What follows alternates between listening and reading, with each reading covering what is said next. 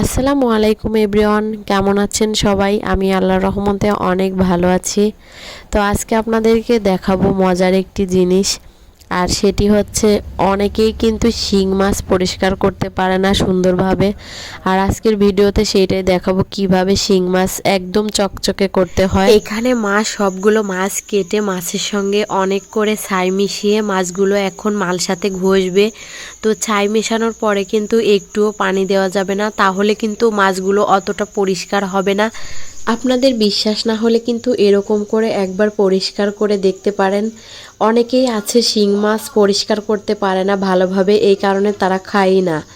আর এরকম যদি পরিষ্কার করেন কয়েক মিনিটের মধ্যেই মাছ একদম চকচকে হয়ে যাবে। আর এই মাছগুলো কিন্তু ধোয়ার আগে কাটা যাবে না। শিং মাছ যেহেতু রান্নার পরে বাঁকা হয়ে যায়, এই কারণে আমরা কেটেই রান্না করি, তবে পরিষ্কার করার আগে কিন্তু কাটা যাবে না। আর আমি এইখানে ভাবলাম যে একদম টাটকা মাছ তাজা তাজা রান্না করব, এই কারণে মা ধুয়ে দিল। আর আমি এইখানে রান্না করছি, হালকা একটু ভেজে নিচ্ছি যাতে করে কোনো গন্ধ না আসে। আমি ভাবছিলাম যে লাউ আর আলু দিয়ে রান্না করব, কিন্তু লাউটা আমাদের বাসায় নেই, এই কারণে গাছের কলা দিয়ে আর আলু দিয়ে রান্না করছি মাছটা। আমি সব রকমের মাছ কাটতেই অনেক বেশি পছন্দ করি, কিন্তু মাছ ধুতে গেলে আমার অনেক সমস্যা, কারণ কেন জানি মাছটা ধুতে আমার বেশি ভালো লাগে না। তো এই কারণে মা সবসময় মাছগুলো কেটে ধুয়ে দেয় রান্নার জন্য। আর আমি মানে মাঝে মধ্যে ধুই, সেটা হচ্ছে যখন মা অসুস্থ থাকে তখন, তাছাড়া কখনোই মাছ ধোয়া হয় না, কোটা হয়, কিন্তু ধোয়া অনেক কমই হয়। আপনারা যারা শিং মাছ পরিষ্কার করার ভয়ে খেতে চান না, তো তাদের জন্য এই টিপসটা মাত্র 5 মিনিটে একদম মাছ চকচকে করতে পারবেন। আমি যেভাবে দেখালাম সেমভাবে ট্রাই করে দেখবেন, 5 মিনিটেই চকচকে হয়ে যাবে মাছ।